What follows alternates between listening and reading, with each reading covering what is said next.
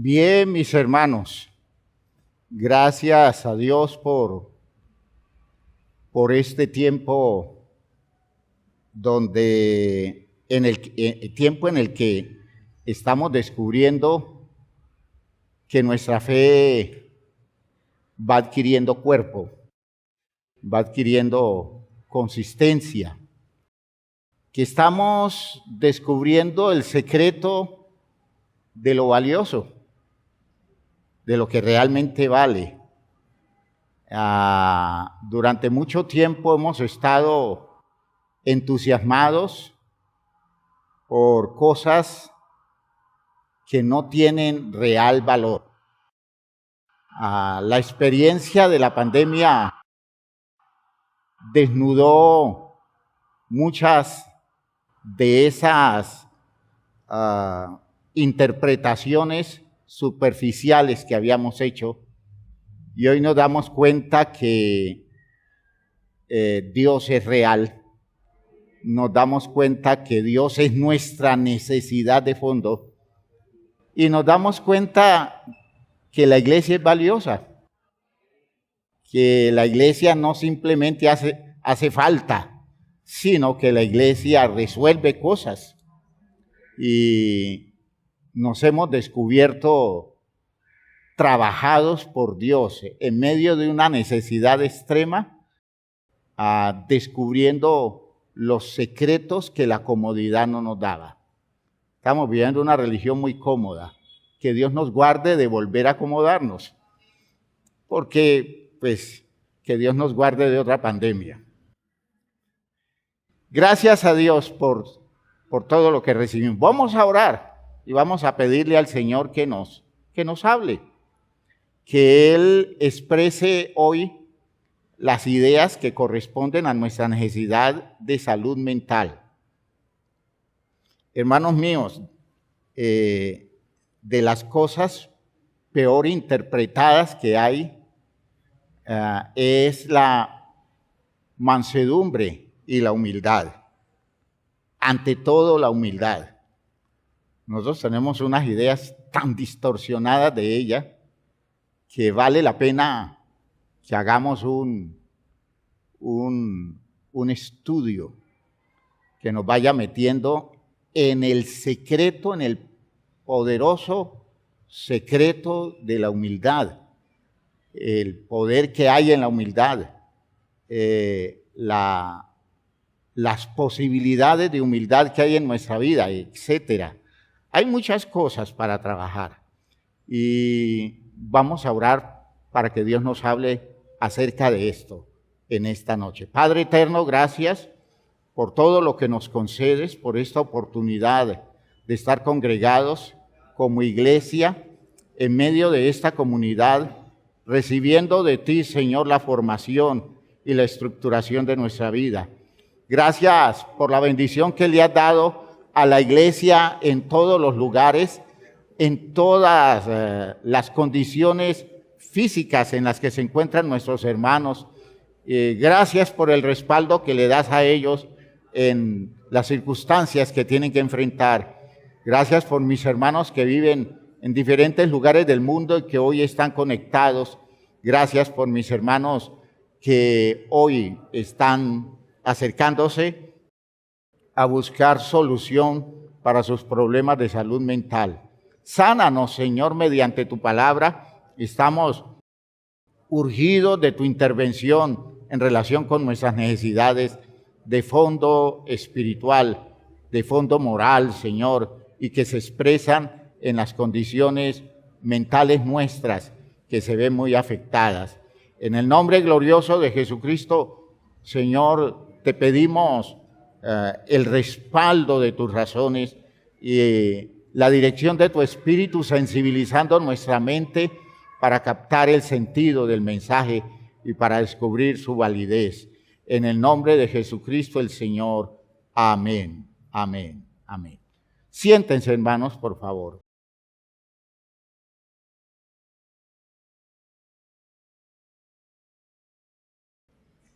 En el texto de Isaías, en el capítulo 66, último capítulo del libro de Isaías. Dice Dios en los primeros 2 versículos, Jehová dijo así: el cielo es mi trono y la tierra el estrado de mis pies. Para la época de Isaías, eso es muy grande, ¿no? Para nosotros hoy, hermanos míos, decir que el cielo es su trono es mucho más grande, ¿no? Ya. En esa visión tan afectada, nosotros tenemos que decir que Dios es incomparable, ¿no? Es decir, la visión de los creyentes es la visión de un Dios grande. Y dice él, ¿dónde está la casa que me habréis de edificar? ¿Y dónde está el lugar de mi reposo?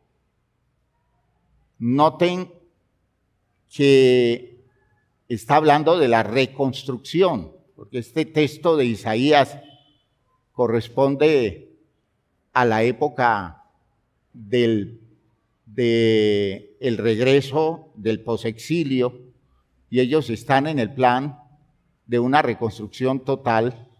Y la pregunta es, ¿dónde está la casa que me habréis de edificar?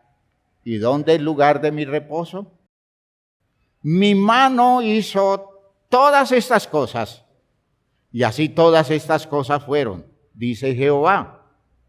Pero miraré a aquel que es pobre y humilde de espíritu. Observen, la idea de pobre de espíritu a veces lo hemos asociado con condiciones de bajo coeficiente intelectual, condiciones de problemas mentales, decimos nosotros, ¿cómo?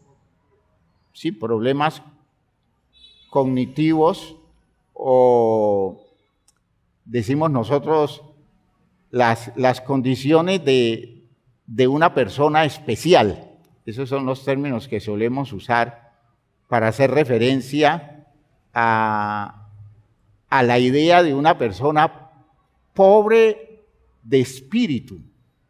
Sucede que el término bíblico pobre de espíritu, hermanos míos, se está refiriendo a una persona capaz de someterse a lo que es más grande que él. Y en este caso, someterse a Dios.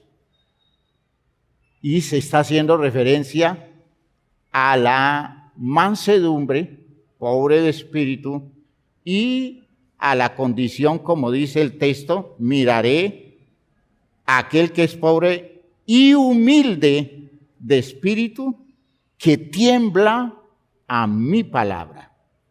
Yo no quiero templos. Los edificios que necesito son vidas humanas. Está hablando Dios después del exilio de Babilonia, dejándole ver que en el centro de sus intereses no estaba que le reconstruyeran el templo en Jerusalén, sino que la gente tomara caminos distintos y que vivieran con la solvencia de las personas que le temen, que lo respetan, que se someten.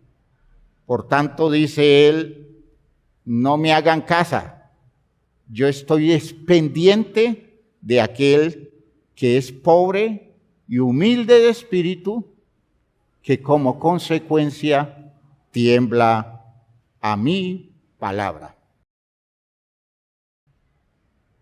Podemos decir que la humildad es una virtud moral que frena al alma para que no tienda con movimiento inmoderado a lo que está por encima de ella. Oigan lo que estoy diciendo. La humildad es una virtud y busca frenar, bajarle la intensidad a la condición interna de los seres humanos que por las afectaciones que produce su sentimiento de necesidad se mueven en una forma desmesurada buscando lo que está por encima de la persona. ¿Me están oyendo? Buscando conseguir lo que está por encima de la persona. Y de hecho, en ese afán, en ese desborde de activismo, en esa intensidad de la acción, los seres humanos terminan destruyendo sus posibilidades. Los seres humanos terminan atravesándose a su propia vida, estorbando su propia vida, y lo más grave, los seres humanos se alejan del cumplimiento de la voluntad de Dios. Por tanto, los seres humanos no pueden ser tratados por Dios. Ese es el problema de la altivez. La humildad busca bajar mediante disciplina, porque la humildad es un proceso de disciplina donde se conquistan metas. La humildad le baja intensidad a los impulsos de soberbia, los impulsos de altivez. ¿Ya? Fíjense ustedes que es una virtud extraordinaria. Es una virtud maravillosa e indispensable, por ejemplo, para la vida cristiana. Uno no puede imaginarse una persona viviendo un cristianismo donde la humildad no tenga territorio que se ha logrado a través de una práctica de disciplina. La humildad se construye con disciplina, lo mismo que la mansedumbre. Lo que decíamos de la mansedumbre tiene que ver con la humildad también. Se construye con disciplina. ¿Ya? Yo tengo que desarrollar humildad con trabajo serio sobre mi vida. Y hermanos, si yo no hago eso, si al contrario vivo en una sociedad que me estimula mi orgullo, me promueve mi altivez, hermanos míos, la experiencia de las personas soberbias, altivas, es una experiencia de fracaso existencial, aunque tengan logros humanos en la vida común, pero es un fracaso existencial. Y lo voy a ir aclarando.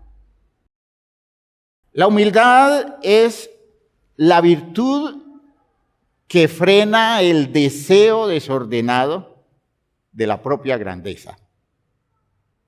¿Ves? Ese afán de ser grandes,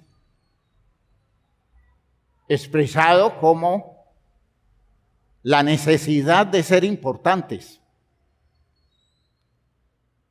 la necesidad de ser representativos, el afán de tener prestigio que enaltezca mi condición de persona como individuo.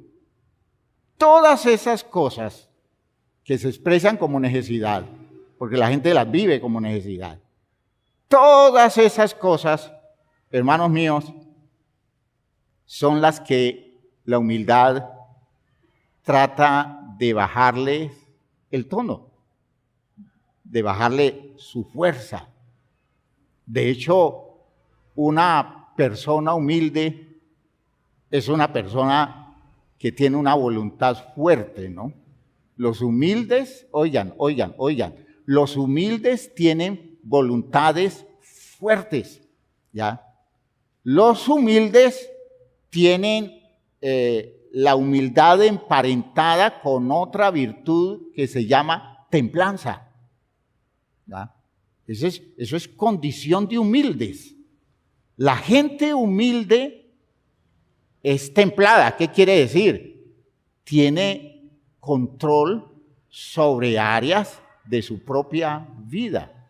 De modo que el humilde no es un pintado en la pared. El humilde es una persona de una estructura hecha con trabajo, con disciplina, y esa persona humilde entonces necesariamente desarrolla áreas de su vida que otros no pueden, porque los otros están desesperados y angustiados tratando de lograr metas que sacan a la persona del territorio de su verdadera realización. Son metas propuestas por el mundo, pero no son metas que tengan que ver con el bienestar de la propia persona. Esa es la idea del Salmo 131, ¿no? Lo hemos mencionado en otras ocasiones, pero es bonito el término, porque es que allí está hablando una persona humilde. Allí está hablando una persona humilde. Jehová, dice el salmista, no se ha envanecido mi corazón, ni mis ojos se enaltecieron. Y entonces uno dice, ¿y cómo lo logró? ¿Cómo lo alcanzó?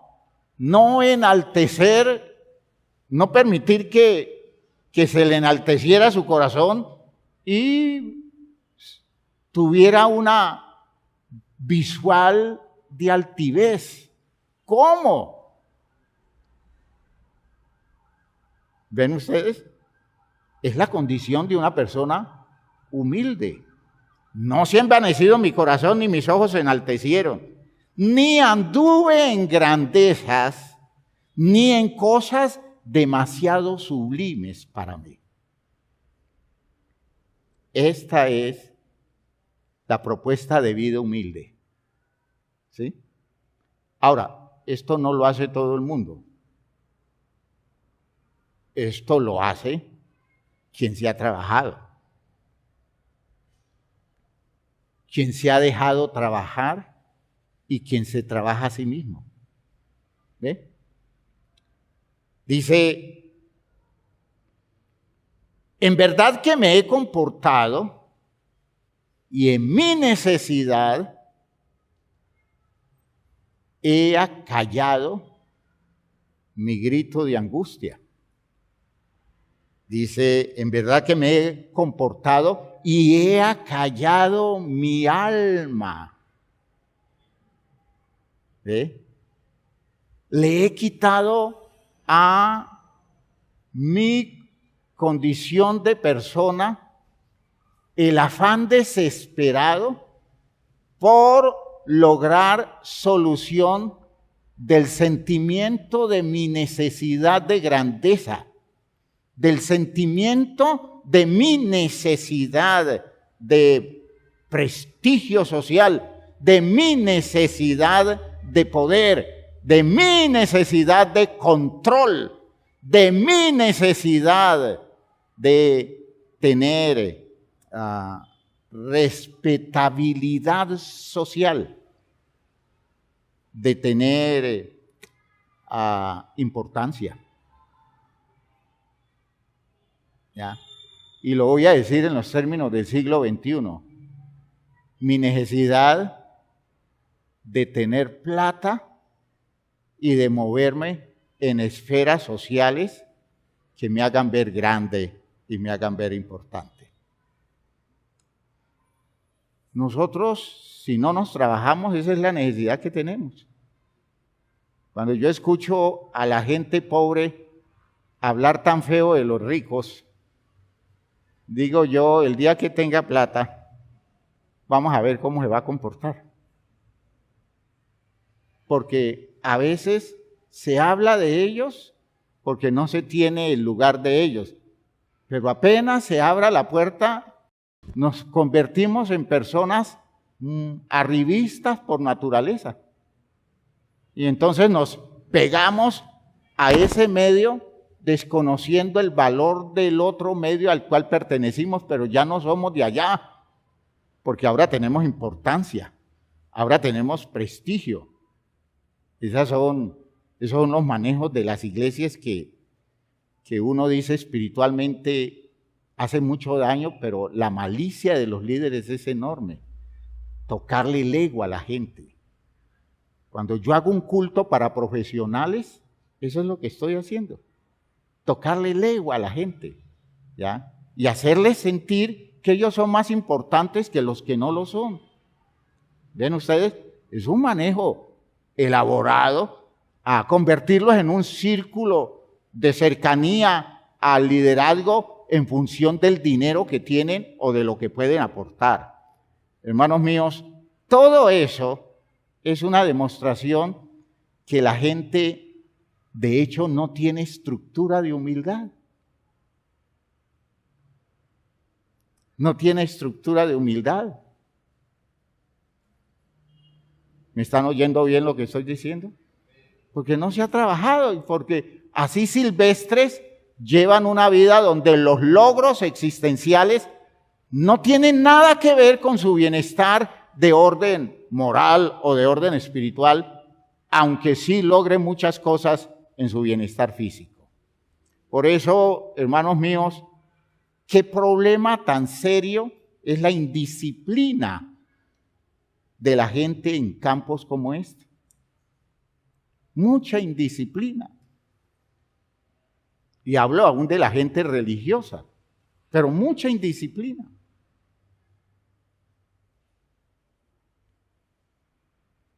Y en la medida en que vamos descubriendo esas condiciones, vamos descubriendo el alejamiento de Dios.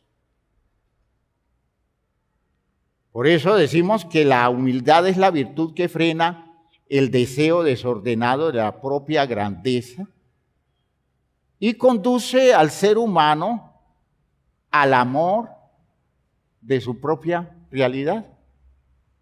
Amar lo que yo soy. No pretender llegar a ser lo que no soy. Porque nunca seré lo que yo no soy.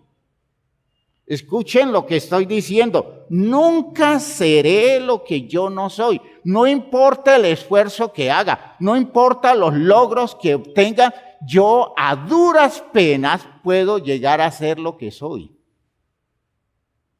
¿Me oyeron? Y yo soy lo que Dios ha dicho que soy.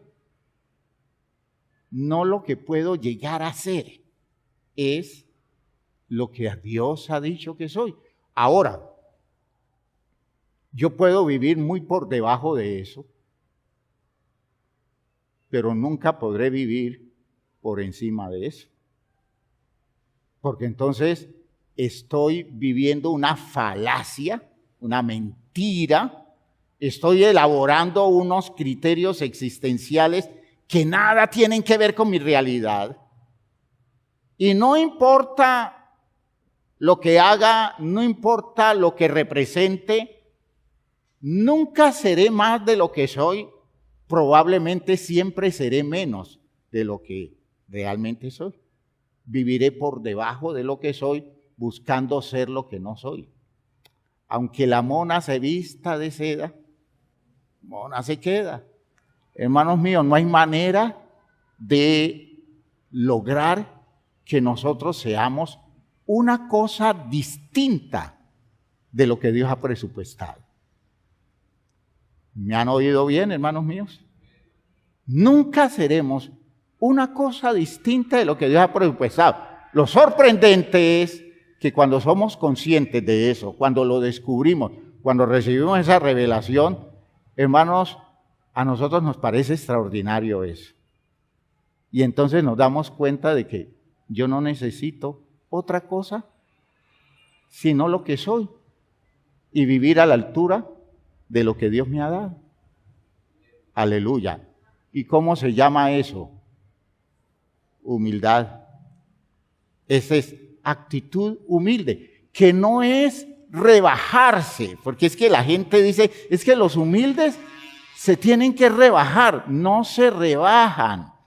Los humildes descubren la grandeza de su propia dignidad y no la impostan, es decir, no se inventan las ideas que la cultura le enseña para decir es que usted tiene que aspirar a esto, aspire a esto, cuando uno nunca puede aspirar a más de lo que uno es. Uno puede aspirar a hacer muchas cosas, pero eso no le cambia el ser. Aunque la gente crea que por hacer algunas cosas ya es más de lo que era antes. Realmente la gente vive en ignorancia total de lo que es, con aspiraciones y pretensiones, donde lo único que hay es una total ausencia de conciencia de la propia realidad. Fíjense ustedes que entonces la humildad frena el deseo desordenado de la propia grandeza y conduce al hombre al amor de su propia realidad. Y ese conocimiento de la realidad nos llega por la revelación de la palabra. Palabra a la que se somete sin ninguna resistencia el manso, asumiendo, o el humilde, asumiendo la postura de un siervo que acepta las razones de su Señor. Aleluya. Yo espero que esto me lo vayan poco a poco asimilando. De hecho, lo vamos a trabajar, pero esto hay que asimilarlo bien. Porque, hermanos, el humilde no es el tonto del paseo. El humilde es el sabio.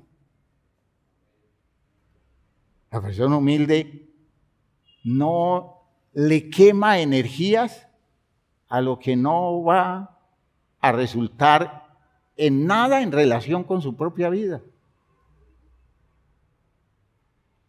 Y lo que hace en la vida está muy a tono con las condiciones reales de su ser. ¿Ya? Somos lo que Dios dice que somos. ¿Me oyeron? Somos lo que Dios dice que somos. Ningún ser nos supera en el ser nuestro. Haga lo que quiera hacer. Que lo único que hace usted con muchos haceres es desconocerle el lugar a su ser, nunca superarlo. ¿Ya? Haga lo que sea. Conviértase en el rey del mundo. Conviértase en la persona más famosa del mundo. Conviértase en el hombre más rico del mundo. Y nunca dejará de ser quien es. Lo triste es que usted, con esa idea de ser el hombre más rico del mundo, ha vivido en completa inconsciencia de lo que realmente es usted. ¿Me están oyendo bien lo que digo? ¿Sí me lo están oyendo bien? En una completa inconsciencia, mientras usted consigue plata y se llena de dinero y se llena de bienes y consigue fama y consigue moverse en esferas de importancia, en esferas del poder de este mundo, usted cada día está más lejos de lo que usted es. Nunca por encima, sino cada vez más abajo de lo que usted es. La meta es vivir en el territorio de lo que yo soy. Y esa es la virtud de los humildes. Por tanto, el humilde es la persona que realmente vive. Escuchen, nosotros dejamos de vivir para conseguir esas metas. El humilde vive el territorio de lo que es. Aleluya. Y no vive afectado porque no logra esto, no logra aquello, mientras sea consciente de lo que realmente es como persona en el propósito de Dios.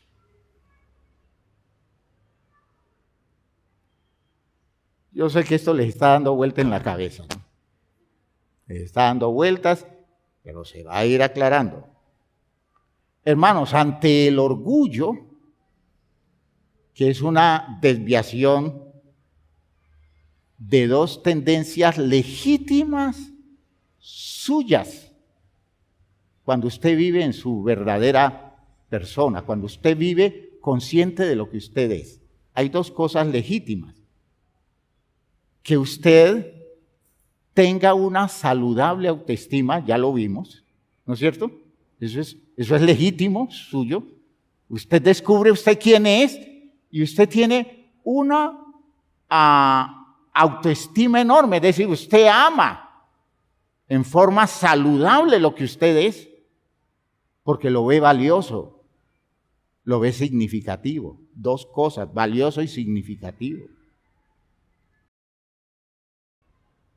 Y la otra cosa es que usted tiene derecho a disfrutar de la estima que le den los demás. Ese es su derecho. Usted tiene derecho a disfrutar de esa estima. Pero uno no disfruta la estima que le dan los demás cuando lo que estiman en nosotros los demás no es lo que nosotros somos, sino lo que representamos. ¿Me oyeron? ¿Sí me están oyendo? ¿Qué es lo que estiman los hermanos en usted? ¿Qué es lo que estiman en su empresa de usted? ¿Qué es lo que estiman sus amigos? ¿Qué es lo que estiman sus vecinos? Es que él, es que ella es una persona tan amable, tan dulce. Y cuando el que vive con usted escucha eso, se pregunta, ¿están hablando de mi hermana?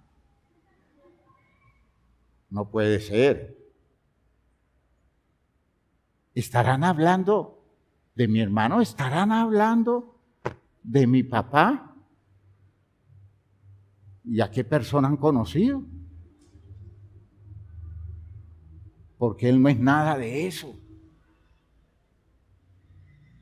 Por tanto, no hay una estima objetiva demostrando que los que lo estiman están en el cuento de su representación y usted está en su cuento de representación. De modo que usted nunca será humilde porque está en el afán de representar algo. Nunca será manso porque está en el afán de representar algo. Usted se salió del territorio de su realidad. Y en ese ambiente en el que usted está, jamás usted podrá hacer la voluntad de Dios. Jamás Dios podrá bendecirle su vida, porque Dios no bendice su impostura. Dios nunca bendice lo que usted representa. Dios bendice lo que usted es. Y si usted no es consciente de quién es usted, usted nunca verá la bendición de Dios. ¿Ven? Dice, todo lo que afecta a eso. Y ese es el problema de la mayoría de la gente. Por tanto, la persona exitosa es la persona pobre y humilde de espíritu, y que se mueve al tenor de la palabra de Dios, que no cree cuentos acerca de Él, sino que le cree a Dios su revelación seria de lo que es Él, lo que es ella. Aleluya. ¿Me están oyendo bien? ¿Sí me están oyendo bien? ¿Qué estoy desnudando? El cuento en el que vivimos. Porque vivimos en un cuento, hermanos. Pero ¿qué cuento? ¿Qué cuento tan bien contado? ¿Y qué tan lejos de los espacios en los que Dios ha querido dignificar nuestra existencia? Decimos que ante el orgullo, que es una desviación de esas dos tendencias legítimas, la autoestima saludable y el deseo de la estimación de los demás, la mansedumbre se manifiesta como su modeladora. ¿Ya? La mansedumbre va modelando la estructura de la persona sobre la base de quitarle toda la fuerza a la postura orgullosa o soberbia. O sea que quien nos trabaja frente a la soberbia y la altivez es la humildad.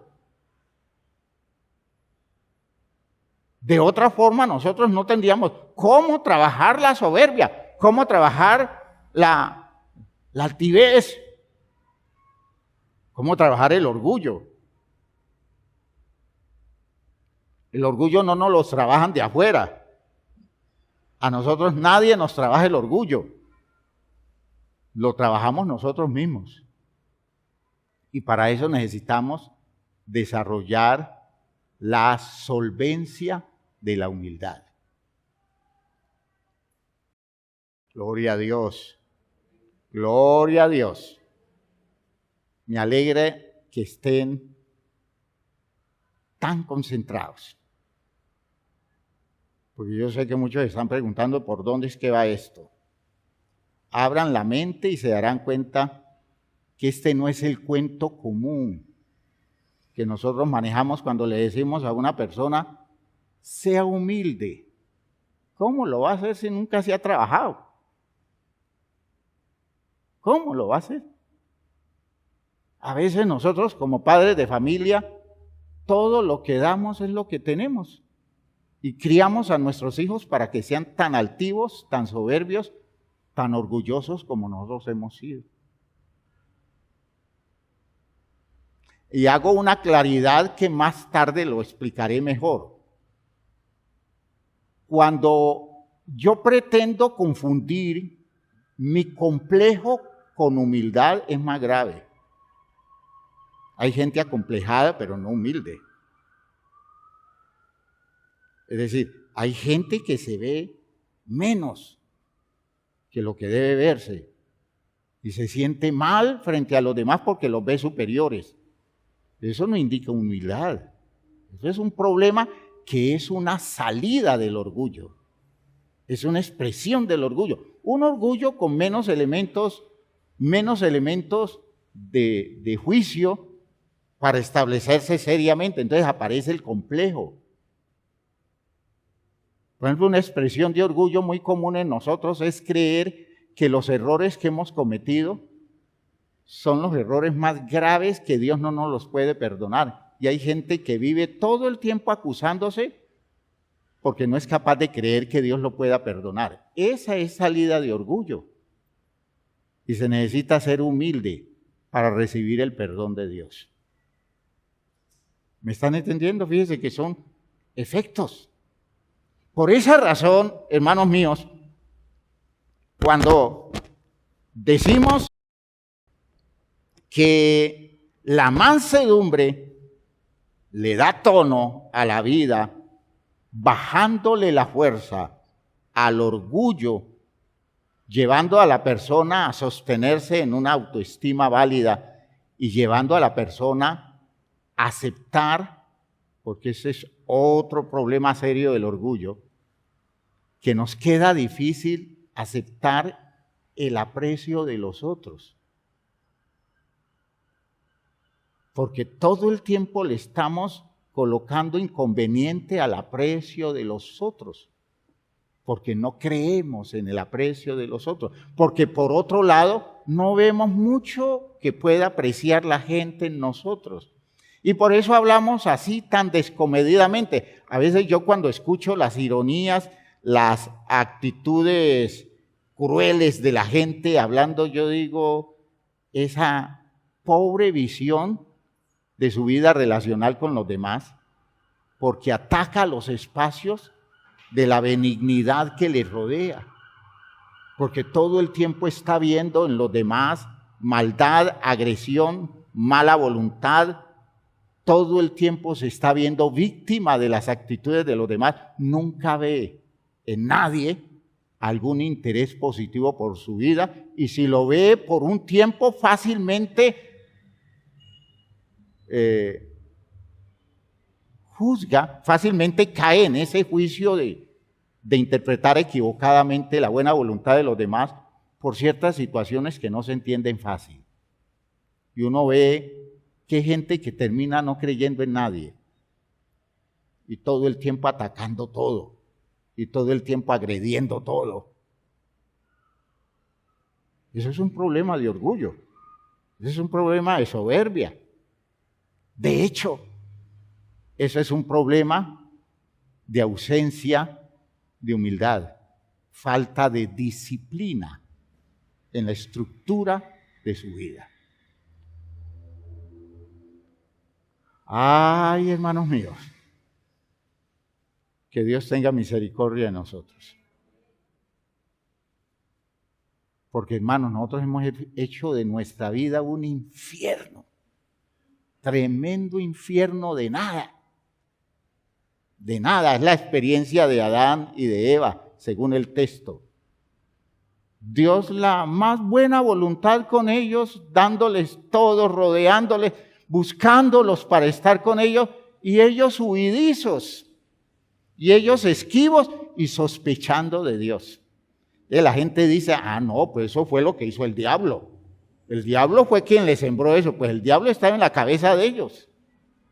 Porque nunca crecieron interpretando justamente a Dios, y esa es la base del pecado. Ese es el fundamento del pecado. Por tanto, es una salida de orgullo. Es una salida de altivez, al punto que llega el momento en que ellos desconocen a Dios y dicen, no necesitamos a Dios. ¿Ve? Distinto de los nuestros, no es lo mismo. Todo el tiempo ha sido lo mismo. Lo que ha hecho el escritor es hacer una elaboración alrededor de una figura que represente lo que socialmente somos en todos los momentos de la historia nuestra. Eso hemos sido siempre. ¿Ve?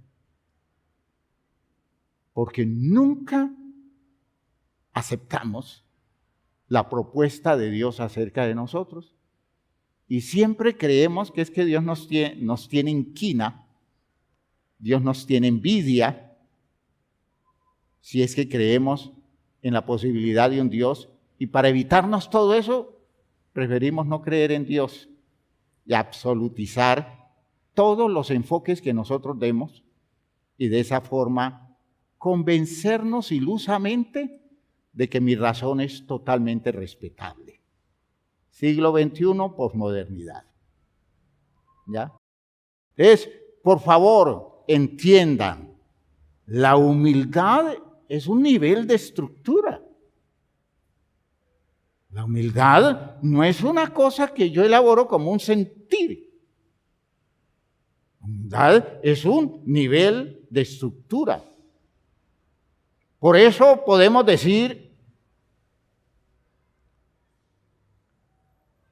la humildad, igual que la mansedumbre, es un logro de la disciplina a la que se somete un creyente que reordena su visión de sí mismo y sus intereses, ajustando todo a la propuesta que Dios le hace. ¿Ve? Reenfoca todo lo que él piensa de sí mismo y reorienta todos sus intereses, todos sus planes en la vida, dirigiéndolo todo hacia el territorio de lo que Dios le propone. Esa es una persona mansa, esa es una persona humilde. Y voy a introducir la idea del ejemplo por excelencia de humildad que nosotros tenemos. ¿Quién será? ¿Quién será? Díganlo, hermanos. El tapabocas no les impide expresar su convicción. ¿Quién es ese? Jesús, aleluya. ¿Ya? Portento de humildad. Miren cómo uso dos términos que casi se resisten. Portento de humildad. Hombre manso por excelencia. Y hermanos míos, hombre trabajado,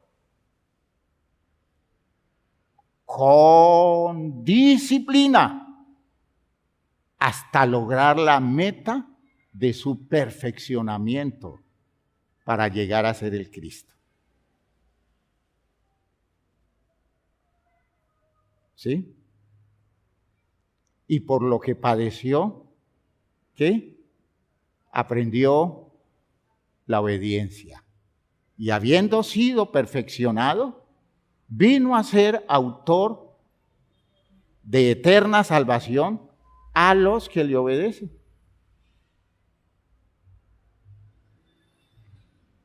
Llegar a la obediencia se necesita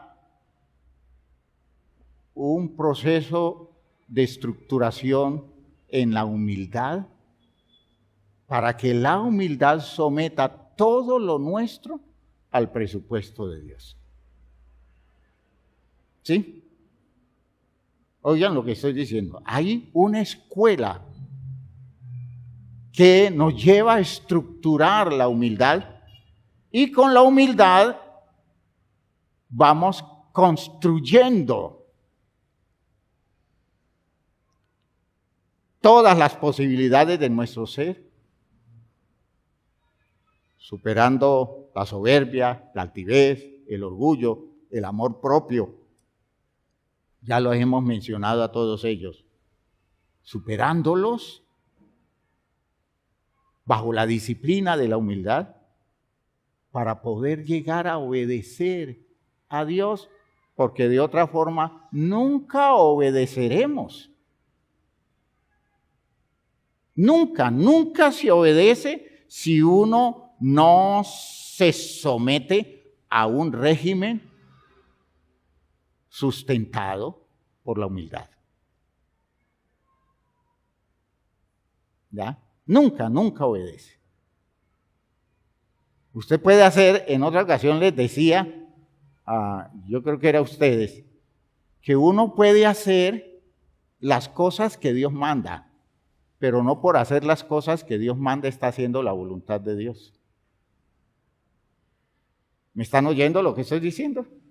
Usted puede hacer lo que Dios le manda hacer, pero no por eso está haciendo la voluntad de Dios. ¿Por qué?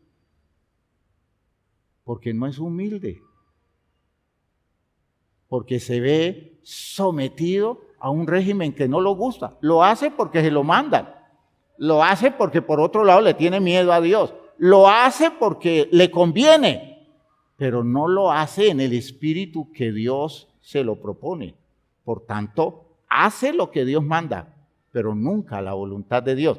Y la condición básica para hacer la voluntad de Dios es ser manso y humilde de corazón. Los soberbios podrán hacer las cosas que Dios manda, pero nunca harán la voluntad de Dios. ¿Me están oyendo, hermanos míos? Yo he visto gente hacer cosas muy bonitas por orgullo, pero hermosas. muy dicientes, muy representativas dentro de la iglesia, pero todo movida por el orgullo,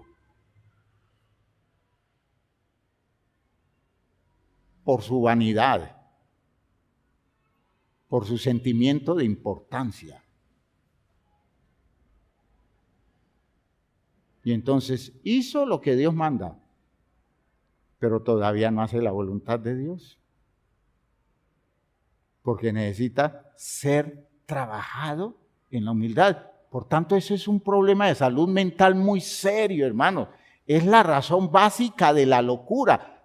Todas las locuras que tienen que ver con las condiciones aparentemente normales de la gente se sustenta en la falta de humildad. Toda soberbia es locura. Toda altivez es locura. Todas las salidas de amor propio son necedades. ¿Ya? No es cordura. Se necesita para la cordura las condiciones de auténtica mansedumbre, de auténtica humildad.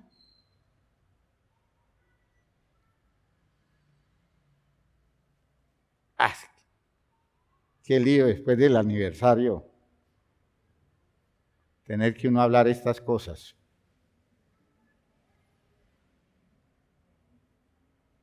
Porque Dios quiere que dejemos al desnudo nuestro cuento. ¿Me oyeron? Dios quiere eso. Que dejemos al desnudo nuestro cuento. Es mucho cuento, hermano. Mucho cuento. A veces ni siquiera nosotros, los pastores, nos podemos librar del cuento. Y estamos tocados por ideas altivas, soberbias. En alguna ocasión les decía de un hijo de un pastor muy importante en la otra organización. Pastor muy orgulloso él, reconocido por su orgullo, pero eso pasaba por virtud. Y el hijo criado con el mismo cuento, con el mismo orgullo. Me acuerdo una vez en un culto de jóvenes, porque era el presidente de los jóvenes. Y claro, mucha gente escuchando el discurso muy bien elaborado de él. Era un buen discursante. La gente pasó al altar. Y entonces se me acercó después y me dijo, ¿sí ve cómo los puse? ¿Sí está viendo usted cómo los puse? ¿Ya? Un extraordinario mensaje que nunca fue la palabra de Dios, sino el manejo altivo y soberbio de un hombre que usó el recurso de la palabra para darse ínfulas. A veces no estamos lejos de eso. A veces estamos en eso. ¿Ve? Y entonces no somos ministros de Dios. Somos ministros de nuestro propio cuento, no ministros de Dios. Miraré a aquel que es pobre y humilde de espíritu y tiembla a mi palabra.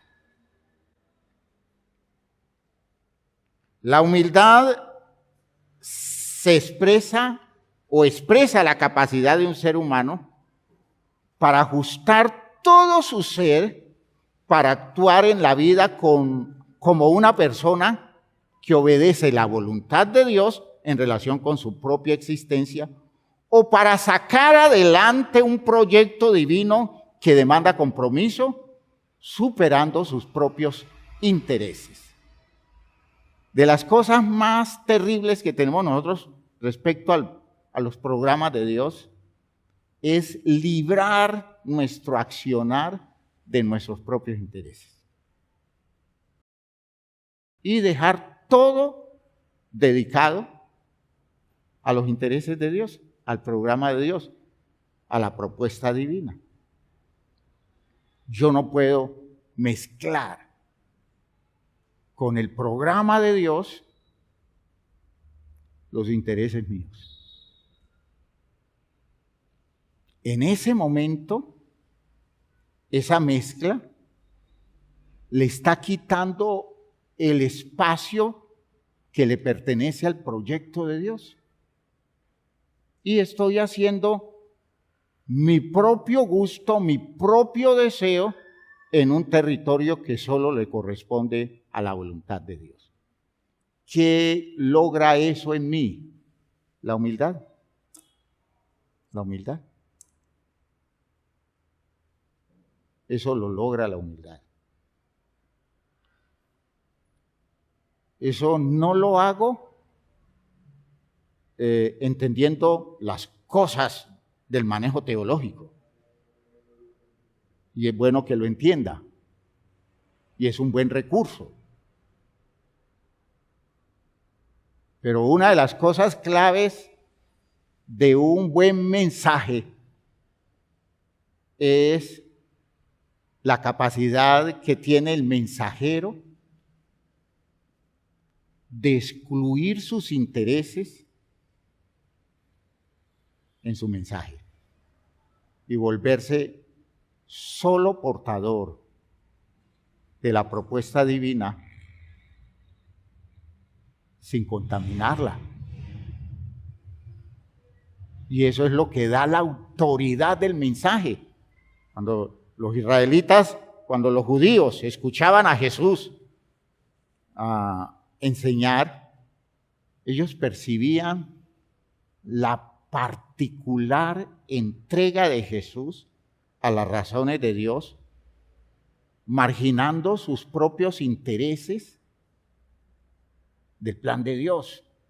Y entonces decían de él, o dice el texto, que se admiraban de su doctrina, porque él enseñaba como quien tiene autoridad y no como los escribas y los fariseos, que enseñaban alrededor de sus propuestas humanas y no en función del programa divino. Entonces, por eso les quiero presentar un texto supremo, lo voy a dejar leído, un texto muy especial. El texto de Filipenses capítulo 2. ¿Recuerdan que lo leíamos al comienzo?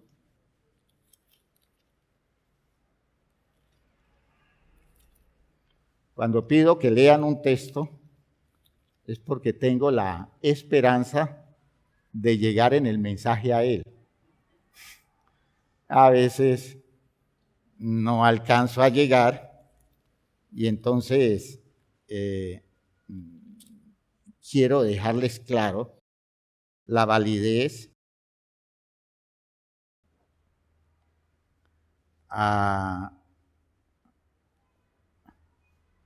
del sentido de este texto. Por tanto, Filipenses 2, 1. Si hay alguna consolación en Cristo, si algún consuelo de amor, si alguna comunión del Espíritu, si algún afecto entrañable, si alguna misericordia, completad mi gozo sintiendo lo mismo, teniendo el mismo amor, unánimes, sintiendo una misma cosa. Nada hagáis por contienda, oigan, ¿o por qué? O por vanagloria. Antes bien, con humildad, estimando cada uno a los demás como superiores a él mismo y no está hablando de un complejo. Está hablando de la capacidad que tiene un ser humano justo y objetivo de ponderar el lugar que tiene el otro. En este caso, el valor del otro frente a las posibilidades de la acción propia. Por tanto, el otro, para este creyente humilde, el otro demanda mucho más esfuerzo de su parte que lo que haría sin humildad, dedicándose a usar la relación con el otro para buscar los objetivos de su propia vida. ¿Qué es lo que hacemos? Primero yo, segundo yo, tercero yo. ¿Qué hacemos con nuestros espacios relacionales? Explotarlos para buscar nuestro bienestar. Sucede que en la otra condición propuesta por Pablo, la situación del otro demanda tal respeto en nosotros que justificaría que mis mayores esfuerzos fueran por el bienestar del otro, teniendo en cuenta que en virtud de la humildad yo ya estoy claro en lo que soy y en lo que tengo de parte de Dios. No tengo que estar buscando sacarle al otro para tomar ventaja, sino que ya tengo la suficiente solvencia para decir, mi esfuerzo fundamental es el bienestar de él. Y no está indicando, insisto, un complejo. Sigo leyendo. No mirando cada uno por lo suyo propio, sino cada cual también por lo de los otros. Haya pues en vosotros este sentir que hubo también en Cristo Jesús. Ya el próximo miércoles analizaremos en detalles aún la expresión este sentir. Quiero aclararles bien en la idea griega la palabra, ¿qué nos quiere decir allí? Porque nosotros podemos reducir el asunto a un sentir. Esto no es de sentires. Estos son razones. Es decir, son claridades. Más bien eso significa una disposición. Esta disposición que hubo en Cristo Jesús. Estuvo dispuesto. ¿A qué? Oigan. El cual, siendo en forma de Dios, no estimó el ser igual a Dios como cosa a que aferrarse, sino que se despojó a sí mismo, tomando forma de siervo, hecho semejante a los hombres. Y estando en la condición de hombre, se humilló a sí mismo, haciéndose obediente hasta la muerte y muerte de cruz. Fíjense ustedes, 3 etapas de humillación, que solo lo pudo hacer Jesús, porque era humilde. Nadie se autohumilla si no es humilde. Uno busca humillar a los demás para poder afectar superioridad sobre ellos. Nunca hace un ejercicio por el cual uno se ponga en cintura uno mismo en función de un propósito, y el propósito era llegar a obedecer a Dios. Y ustedes van a ver 3 niveles de humillación. Y Jesús fue bajando esas gradas en el proceso de autohumillación para poder llegar a ser obediente hasta la muerte y muerte de cruz. De otra forma no lo logra. Fíjese que él era humilde y entendía que siendo humilde necesitaba humillarse. ¿Oyeron lo que estoy diciendo? Siendo humilde, necesita humillarse, porque el humilde descubre eso. Hay que bajarse. De otra forma no logramos el objetivo. Hay que disminuirse. De otra forma no llegamos a donde tenemos que llegar en el propósito de Dios. El que no es humilde se resiste a eso y aborta todos los programas divinos. Jesús no. Dejémoslo allí.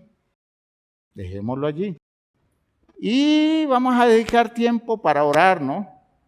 A decirle al Señor, Señor, desnuda mi problema de humildad. Mi gran problema de humildad. Porque es que es un problema de disciplina muy serio. Todo comenzó en la casa. A veces nos trataron como bestias. Nos trataron muy mal. Nos agredieron mucho y eso impidió la humildad en nosotros. ¿Oyeron lo que estoy diciendo? Un maltrato en una época de mala interpretación impide que la gente se vuelva humilde. La gente reacciona ante el maltrato y toma posturas soberbias. Y por otro lado hay el trato ese de no permitirle a la persona descubrir realidades de su propia vida, de tratarlo con una consideración que le impide a la persona aceptar su realidad. Y entonces por eso aparece el soberbio por el otro lado. Por ambos extremos aparece una persona soberbia. Y no construimos la humildad. Y llegamos a la iglesia y debiéramos comenzar a construir la humildad, pero no, hermanos, hay trabajos que hacemos que lo único que hacemos es darle derecho total en nuestra vida a las posturas soberbias. A veces con orgullos religiosos, por ejemplo. A veces con pretensiones de orden espiritual en las posibilidades mías con Dios. Donde creo que Dios me da a mí cosas que los otros nunca podrán tener. O cuando yo pienso que Dios a mí me quiere de una forma muy distinta a como quiere a los otros. Que mi Diosito conmigo es único, es genial. Visiones de orgullo religioso, ¿no? Y muchas otras cosas, hermanos. Trabajos pésimos a lo largo de años. Pésimos. A veces por los errores de los líderes. Líderes que soban demasiado el hombro a alguien y lo dañan. Lo dañan. Líderes que en función de su necesidad ceden un terreno que no deben ceder. Y terminan las personas con un sentimiento de importancia que los desborda. Líderes que a veces se vuelven alcahuetes, aceptando extremos desvaríos y desmanes de la gente, sin confrontar. La gente se pierde en su altivez, en su soberbia, porque se siente con derecho. No digamos más, porque sigo hablando y dejemos allí, pónganse de pie, por favor.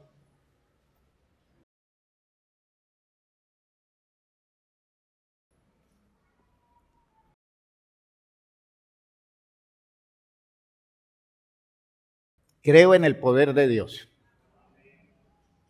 en las posibilidades del poder de Dios para ayudarnos a construir el edificio de la humildad, en el que podamos vivir afectando totalmente nuestra experiencia vital y desde allí movernos para hacer la voluntad de Dios.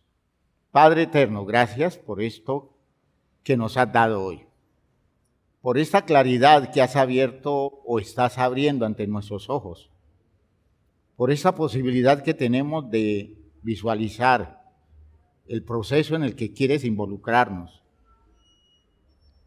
el orden nuevo en el que quieres meter nuestras vidas, entender tus planes, tus propósitos y ubicarnos en el territorio correcto de las condiciones de la persona humilde.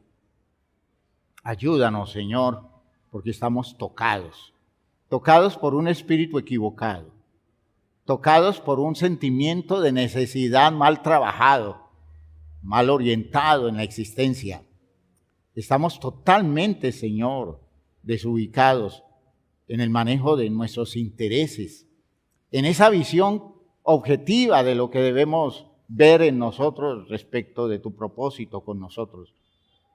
Ese de no aceptarte la propuesta que nos haces y querer nosotros proponerte lo nuestro, a nuestro antojo, no entendiendo que si algo va a salir adelante en nosotros es tu voluntad aceptada humildemente. Ayúdanos entonces a ir reordenando todas las cosas, a ir colocando todas las cosas en su sitio.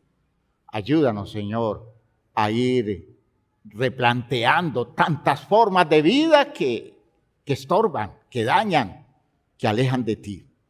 Ayúdanos a ser muy sensibles para ir construyendo esta casa que es el territorio de la humildad, donde nosotros podemos ir reordenando todos los pasos de nuestra vida para volvernos aptos, Señor, para hacer tu voluntad. En el nombre de Jesucristo, te agradezco lo que haces en la iglesia, la moral que le das a la iglesia, despertando la capacidad de ellos para entender que esto es posible en la vida de cada uno. El despertar de sensibilidad de sus corazones frente a la demanda de tu palabra. Ayuda a la iglesia, Señor, a abrirse a esta visión que rompe con muchos paradigmas de nuestro manejo social, cultural y religioso. Ayúdanos a ser lo suficientemente humildes en ese proceso de construcción de la humildad en nosotros, para que alcancemos a ver el interés genuino que tú tienes para llevarnos a ser como tú eres. En el nombre glorioso de Jesucristo el Señor. Amén. Amén. Hermanos míos, Dios les bendiga. Salúdense unos a otros. Oren mucho. Tiempo de oración. Frente a la palabra, tiempo de oración. Hay que agacharse delante de Dios, ¿ya? Y comenzar a visualizar las cosas que tenemos que aprender a ver. Dios les bendiga. Salúdense unos a otros.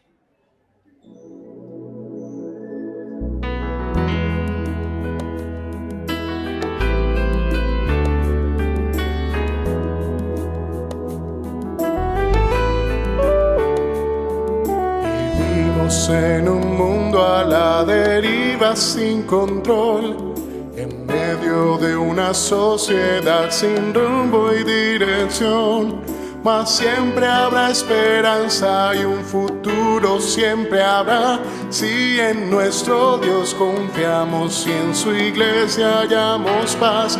Y es su iglesia que me guía y me consuela, y si hay dolor, ella cuida bien mis pasos y me brinda eterno amor. Es el faro del Señor que me ilumina al caminar, y es también la fortaleza que protege en todo mal. Es verdad, es paz, es vida, y siempre busca el bienestar de cualquiera que permita a Dios hacer su voluntad. En su amparo es que yo crezco, pues a ella pertenezco. Gracias Dios, pues sé que en tu infinito amor me has brindado con tu iglesia salvación.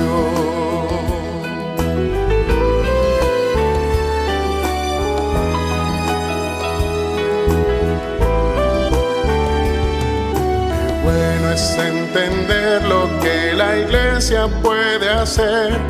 Cuando a través de ella Dios nos muestra su poder.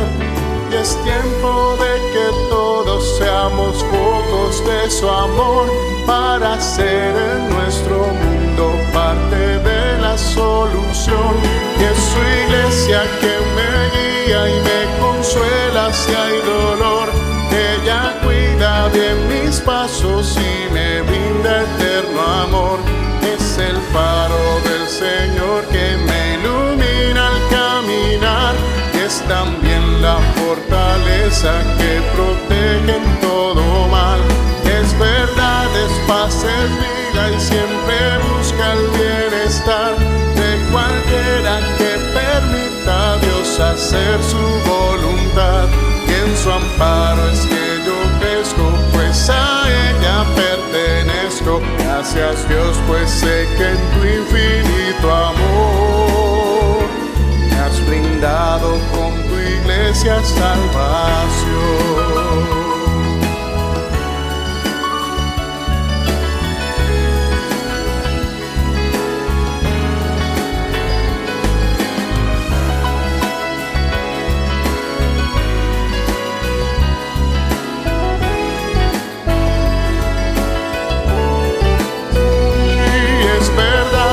Paz es vida y siempre busca el bienestar de cualquiera que permita a Dios hacer su voluntad. Y en su amparo es que yo crezco, pues a ella pertenezco. Gracias Dios, pues sé que en tu infinito amor me has brindado con tu iglesia salvación.